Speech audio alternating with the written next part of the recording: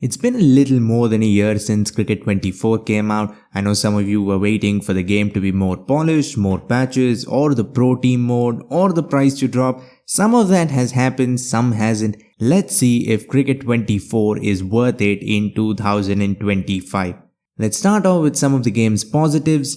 Gameplay is really fun. Thank God for sliders. Sliders make this game 10 times as much fun. You can create your own conditions, batting on ranked turners or pitches that have so much grass that cows can graze on them. So you can make the game really challenging, which I think makes you play for longer. If you start hitting sixes of every ball, you will get bored really fast. Except for EA Cricket 2007, that game is still somehow so much fun 18 years later. Batting in Cricket 24 keeps your attention just because of how many things there are to master. Shot selection, timing, footwork, normal cricket sense like not driving good length deliveries, outside off stump, and so much more. When you're playing normal exhibition matches, batting is okay. But in career mode, it is really exciting because you walk in different situations. Maybe you come in a T20 match, the required run rate is at 12 and you have no more batsmen left. Maybe your team is in a horrible position in a test match. You have to bat like Dravid and Lakshman combined to save the match. Or an exciting fourth innings chase where you can pull off a Ben Stokes-like chase. That is when batting is at its most fun. So career mode is almost like scenario mode, but it can end in a ball if you aren't any good. The game has nearly every shot, but some shots are broken for sure, especially when you play on harder settings. Forget about playing sweeps, reverse sweeps. Every unorthodox shot pretty much is just unplayable. What is shocking is this wasn't a problem at all in Cricket 22. You could play every shot. In fact, the sweep was one of the safer shots against spin, but unfortunately in 24, you will have to stick to just orthodox shots. That is my biggest issue with batting. Other than that, the game has every shot in the book and every shot has realistic risk and reward. Playing straight drives is not as risky as playing cover drives, for example. But even then, when you don't play the right shot or mistime your shot, you will get out or at least play and miss. Which is what makes batting so engaging. Even when you're being defensive, you have to be careful. You can also pretty much play all shots from late cuts to pick-up shots on the leg side. All these shots are useful, none of them are unplayable. In previous games, for example, the cut shot was very risky, especially against spin. You will literally get out every time you played a cut shot in 22. In this game, not only can you play every shot, animations look amazing as well. Especially batting style 6, I think. Literally every shot, from a back foot punch to a lofted flick, every shot looks amazing. The bat swing, everything. It looks like Yuvraj is playing all these shots. Batting mechanics are mostly great. But AI bowlers can be frustrating. Man, first off, they rarely bowl at the stumps. Almost 90% of the balls will be outside off, so you can only play offside shots. Most of the time, my wagon wheel is completely one-sided with a few shots down the ground. All you really need is a cover drive and a late cut, and you can score very freely.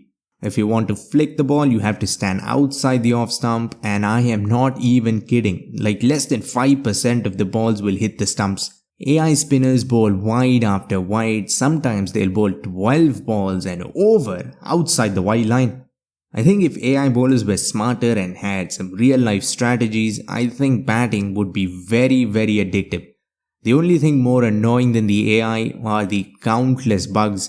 Balls will go through the bat, batsmen will go towards the opposite direction of the ball, missing it completely.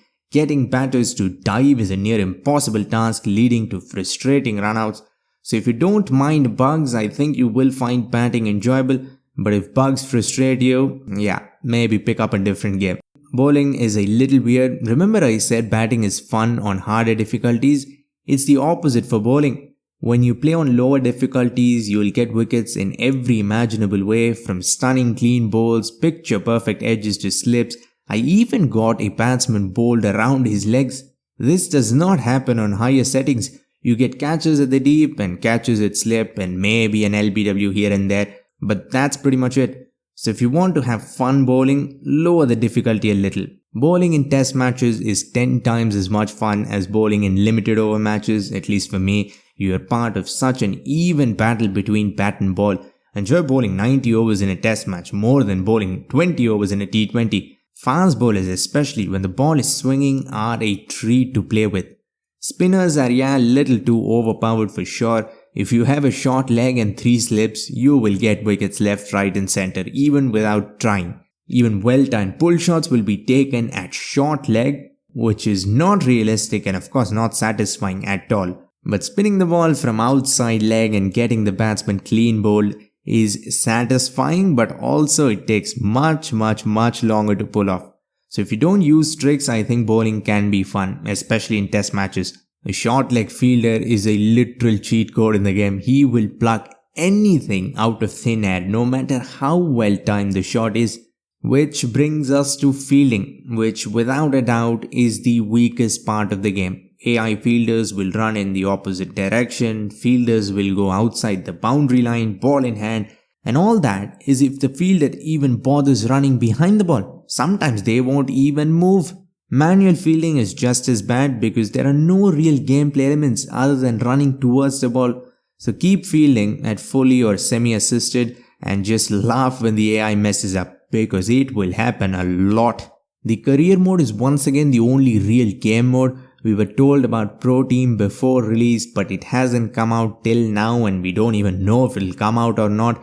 So if you want to play Cricket 24 for a long time, you better love career mode. It's pretty much the same as the last career. We have post-match interviews, but it doesn't really matter. So it's all up to the gameplay. As I said earlier, playing in different situations, for me chasing a lot of runs with no batsman at the other end is what's most fun. You try to keep as much strike as possible, running on the last ball and all that good stuff. I definitely enjoy batting much more in career mode, but if you played big hand games before, you will most probably get bored with the career because it is more of the same. But for first time players, I think you will play this for a good while. In most sports games, online mode is what makes players stick around and play for an entire year, but unfortunately Cricket 24's online just isn't fun.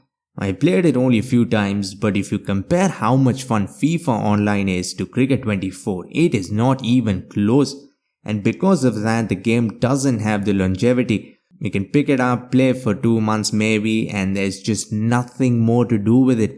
Scenario mode would have made this better, but for some reason they just stopped including it. I spent most of my time in Cricket 19 in scenario mode. It helped keep things fresh and different, but career mode is pretty much the only real game mode in Cricket 24. Graphics wise, Cricket 24 looks really good. When you compare it with 22, it looks amazing. I don't know why, but now 22 looks really ordinary. Big Hand's older games, Ashes 17 and even DBC 14, which is 10 years old, still holds up, looks amazing, but not 22.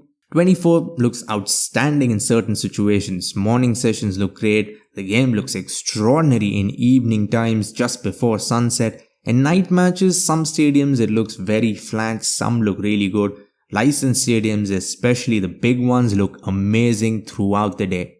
There is a big difference between licensed stadiums and custom grounds. The difference is night and day. So whenever I record a play on licensed grounds, they look 10 times as good. So should you buy Cricket 24? If you're a cricket fan and love playing games and you haven't played Cricket 22, I think you should pick it up. But if you played Cricket 22, this is more of the same. Yeah, it looks better, but gameplay is 90% the same. So if you want more of 22, yeah, go for it. If you want something different, maybe wait for the next game.